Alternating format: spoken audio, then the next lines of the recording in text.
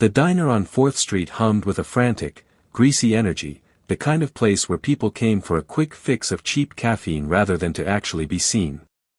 I didn't belong in the bright, midday rush, hunched over a stack of sticky menus behind the counter, counting out a tip jar that barely held enough to cover my electric bill, let alone the back rent I owed. My ankles throbbed from the 8 hours I'd already put in, the 7 months of weight I carried pressing against my heels no matter how I shifted behind the register. The maid's uniform I wore, stained with coffee and far too small for my swelling stomach, dug into my ribs, the Maria name tag tilting awkwardly against the fabric. I'd stopped trying to hide the curve of my belly, there was no hiding the struggle anymore. The orders on the carousel blurred as I wiped sweat from my brow. 3 double cheeseburgers and a mountain of fries, all due 10 minutes ago while I was only halfway through the floor. My phone sat face down on the shelf under the counter, vibrating with a text from my landlord, a message I couldn't afford to open because every word felt like a countdown to homelessness I didn't have the strength to face. Maria. The voice cut through the diner's clatter like oil on a hot griddle. I knew it instantly, would have recognized it in my nightmares. I looked up slowly, dreading what I'd see.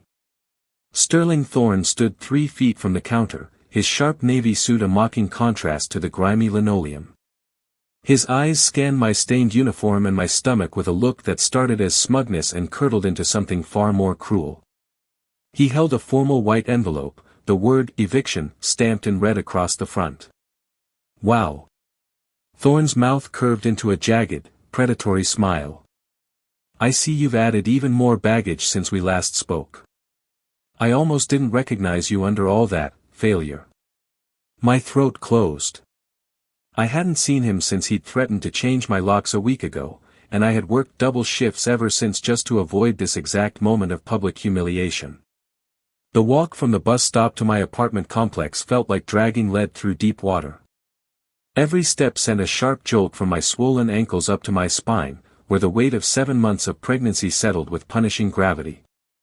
The humid night air made the stained fabric of my waitress uniform cling to me, a constant reminder of the grease, the noise, and the humiliation Sterling Thorne had served me at the diner just hours before. I just wanted to be behind my door, away from the world. But when I reached the 3rd floor, my key wouldn't turn. I jiggled the handle, my heart hammering against my ribs, but the metal remained cold and unyielding. The lock hadn't just jammed, it had been replaced. It's funny how fast a lock can be changed when a tenant stops being an investment and starts being an eyesore. Sterling Thorne stepped from the shadows of the stairwell, his sharp navy suit pristine even in the flickering hallway light. He was twirling a new brass key around his finger, a smug, oily grin stretching across his face as he looked at my small bag and the heavy curve of my stomach with pure disdain. "You can't do this, Sterling," I whispered, my voice thick with an exhaustion I couldn't hide. "It's midnight. My things are in there. I have nowhere else to go. Actually, I can. It's called a safety and sanitation lockout," he sneered, stepping closer until I could smell his expensive cologne. "As for where you go, that's not my concern. Maybe find a park bench. It'll be a good practice for when that kid arrives." I felt a tear prick at my eye, born of pure helplessness, but before it could fall, a low vibration began to hum through the floorboards. It grew into a deep, guttural roar that rattled the windows. Outside in the courtyard, 3 massive, obsidian-black SUVs swung into the complex with military precision, their high beams cutting through the dark like searchlights. The back door of the lead vehicle hissed open. Kang-dae Han stepped out, his all-black suit making him look like a shadow given form. He didn't look at the building, he looked directly at the balcony where we stood. Behind him, a dozen men in identical suits stood at silent attention. Kang-dae started up the stairs, his movements slow and deliberate. Thorne's smugness withered instantly. He began to back away, his hands shaking so hard the new key clattered to the floor. Kang-dae didn't even look at him. He walked straight to me, picked up my bag, and placed a firm, protective hand on the small of my back. "Get in the car, Maria," he said, his voice a low, authoritative anchor. You're done living like this. I didn't look back. I didn't look at Thorne cowering in the dark. I just let the heavy door of the SUV close behind me, sealing out the fear for the very last time. The SUV glided through the rain-slicked streets of the city, its interior smelling of expensive leather and a faint, cold scent of ozone. Kang-dae sat beside me in a silence that was neither awkward nor heavy. It was the silence of a man who didn't need to fill the air with empty promises to prove his power. I watched the blurred lights of the diner and the crumbling silhouette of my old life vanish in the rearview mirror, replaced by the towering glass and steel of the downtown district. We eventually pulled up to a set of massive iron gates that hummed as they parted, revealing a sprawling estate that looked more like a fortress than a home. As the car came to a stop, a line of men in dark suits appeared, their movements synchronized as they opened the doors and stood at attention. I stepped out, my worn, grease-stained shoes feeling out of place on the pristine marble of the driveway. Kang-dae offered his arm, a gesture of civility that felt surreal after Thorne's brutality. "Welcome to the Obsidian Circle, Maria," he said, his voice low and grounding. The interior of the house was a cavern of understated power, dark wood, soft amber lighting, and an air of absolute, filtered quiet. In the center of the foyer, a group of high-ranking members of the Korean syndicate stood waiting. They bowed in unison as we entered. It was a gesture of respect directed at the man beside me, but as Kang-dae kept his hand firmly on the small of my back, their eyes shifted to me with a silent, heavy recognition. I wasn't an intruder, I was an inclusion. He led me through the high-ceilinged halls to a sprawling terrace overlooking the city, where the lights below looked like fallen stars. "Sterling Thorne thought he could take your dignity because he owned the walls around you," Kang-dae said, his gaze fixed on the skyline he clearly commanded. "He doesn't realize that walls can be bought and sold. But loyalty, true loyalty, is the only currency that matters here." As I looked at the vastness of his world, the security teams patrolling the perimeter with silent efficiency and the lethal grace of the men who called him boss, the fear that had lived in my chest for years began to transform. I wasn't just a waitress anymore, and I wasn't a victim waiting for the next blow to fall. I had walked into a world that moved the earth, and for the first time, I realized that the man who had saved me didn't just want to give me a room. He was preparing me for a throne. The mornings at the Obsidian estate began with a stillness that was entirely foreign to me, a far cry from the grease-slicked clatter of the diner's kitchen. I sat at a polished mahogany desk in a quiet office sanctuary that Kang-dae had prepared specifically for me, a space where the air felt light and the city outside seemed smaller. I was no longer wearing the stained, ill-fitting uniform that had defined my struggle. Instead, I wore a charcoal silk maternity dress that fit perfectly, a physical reminder that I was no longer the woman Sterling Thorne had tried to break. Kang-dae stood by the floor-to-ceiling window, his silhouette sharp and imposing against the downtown skyline. He turned, holding a digital tablet that listed a vast portfolio of high-rise properties across the city. "These are the legitimate pillars of the Korean syndicate," he said, his voice a low, steady hum that commanded the room. "And as of today, you are the director of management for every single one of them."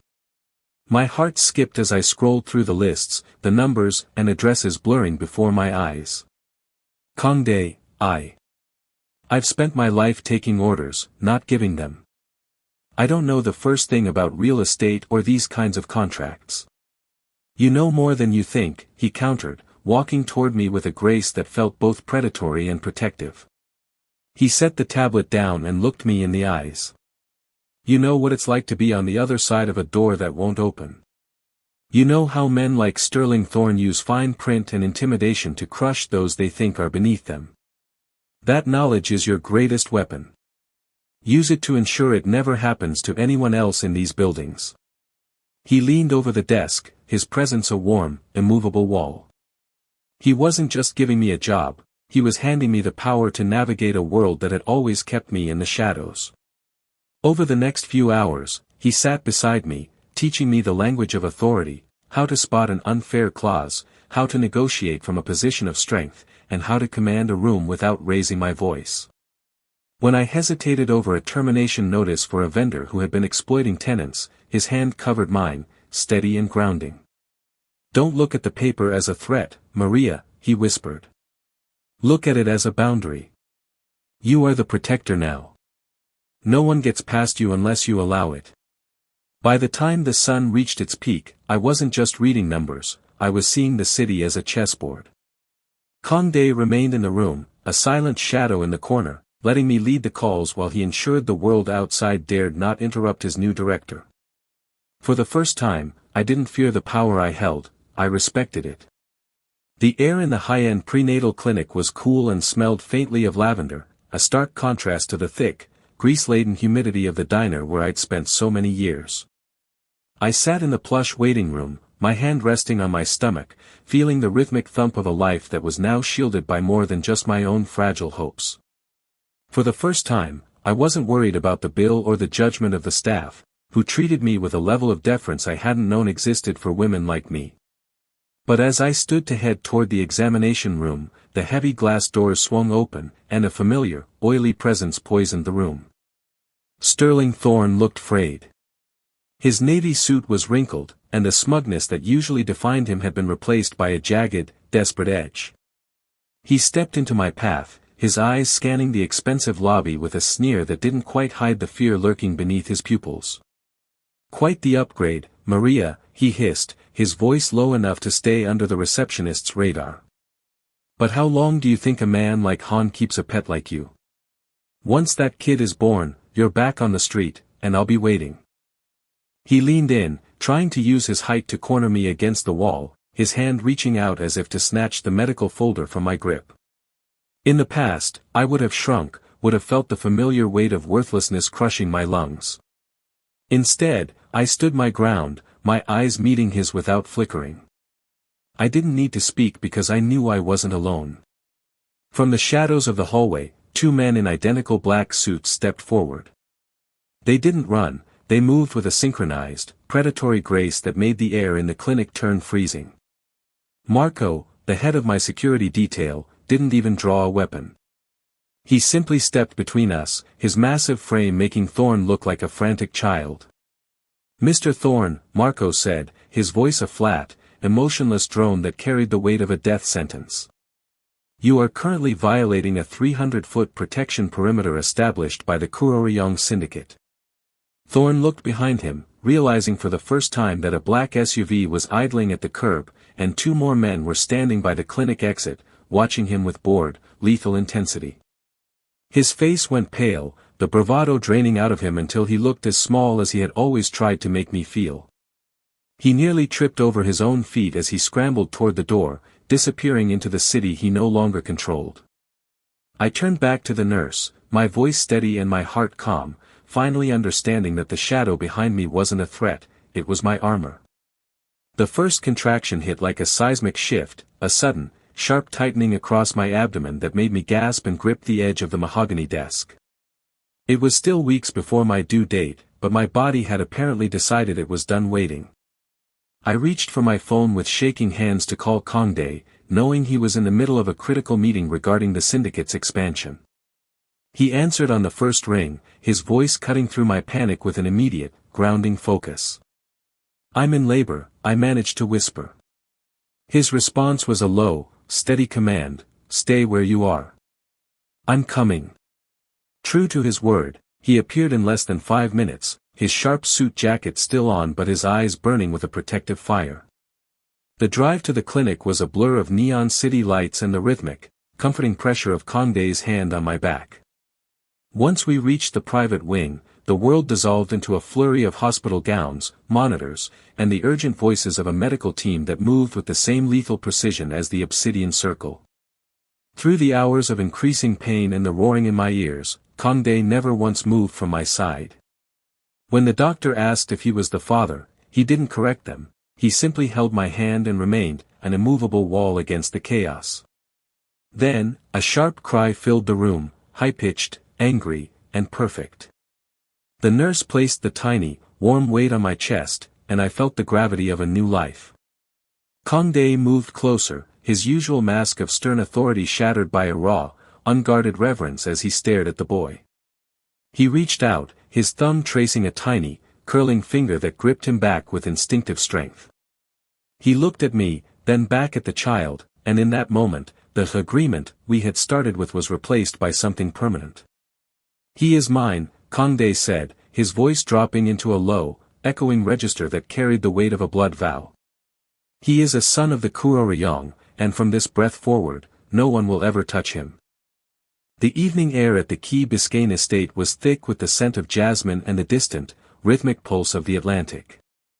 I sat in the nursery, watching Daniel sleep, his tiny chest rising and falling with a peace I had never known in the cramped apartment on 4th Street.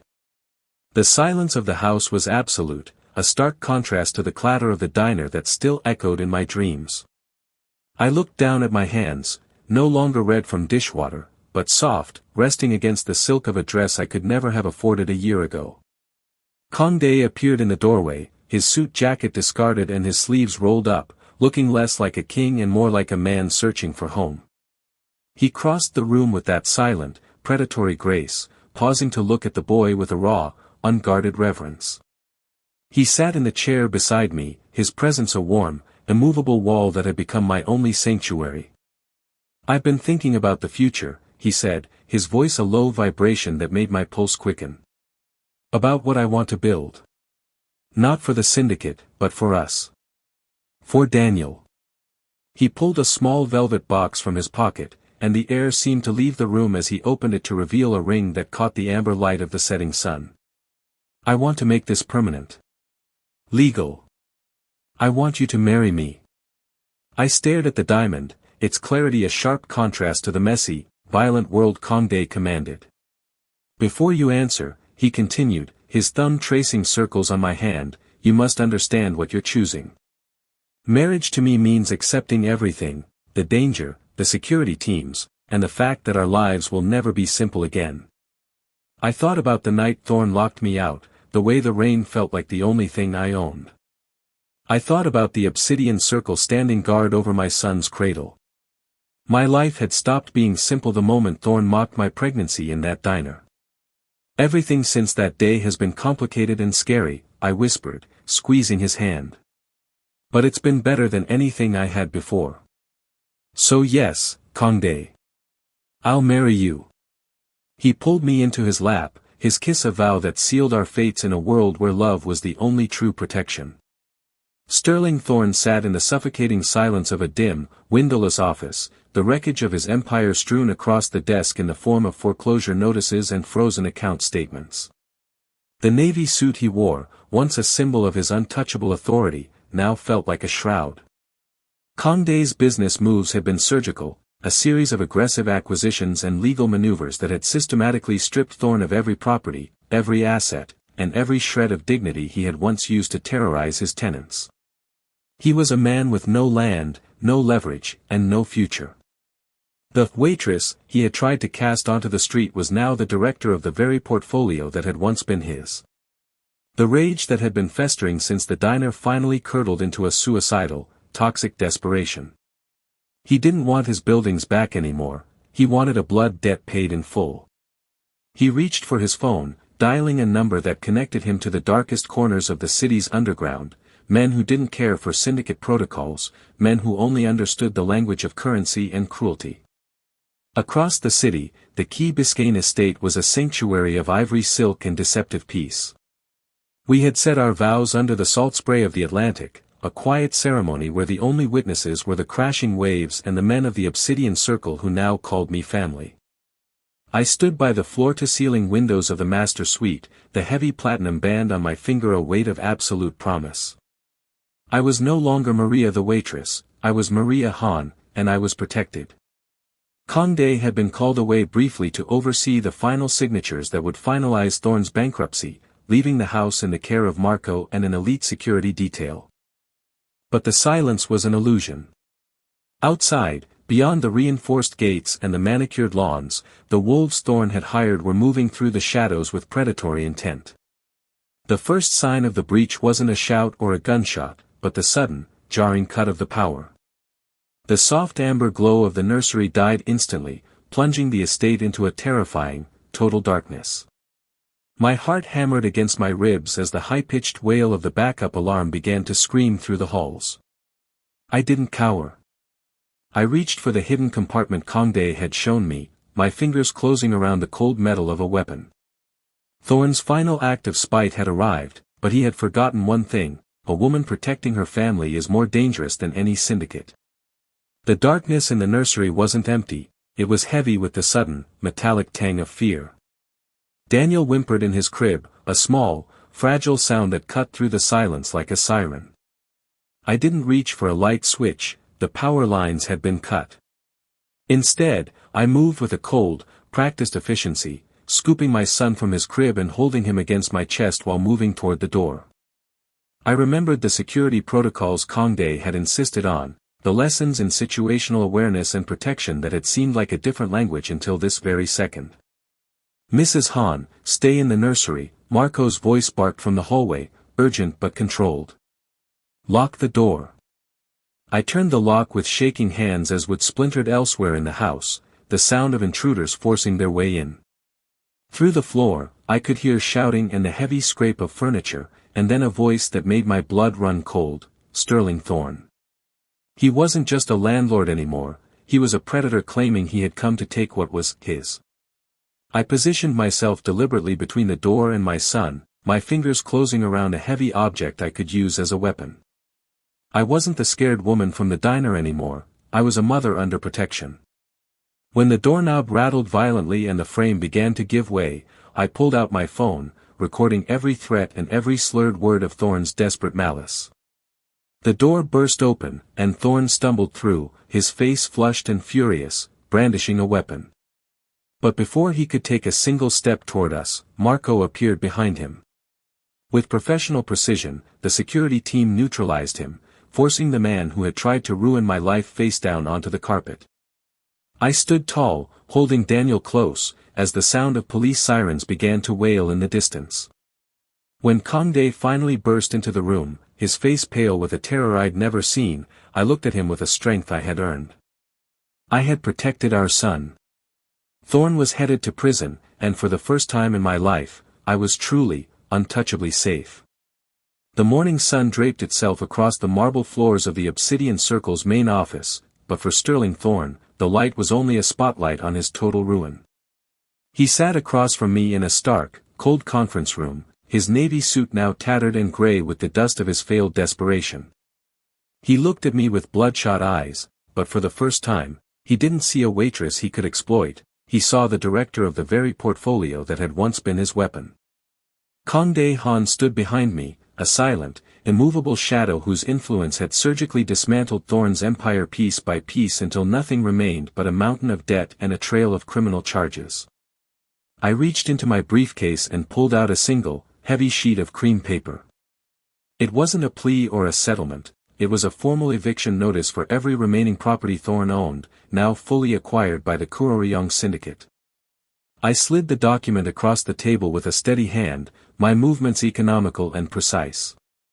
The platinum band on my finger caught the light, a symbol of the protection Thorne had tried to shatter and the family he had failed to touch. "You once told me that business hours were over, Sterling," I said, my voice low and controlled, carrying a weight of authority he could no longer challenge. "You thought power was something you could use to crush people who had nothing. You thought you could decide who had a right to a home. But you forgot that the tide always turns." Thorne reached for the paper, his fingers trembling as he realized he was now the one with nowhere else to go, his legacy erased by the very woman he had mocked in a greasy diner. He tried to speak, his mouth curving into a jagged mask of disbelief, but I looked right through him, acknowledging his presence without giving it a single ounce of weight. I was no longer defined by his cruelty or the struggle of my past.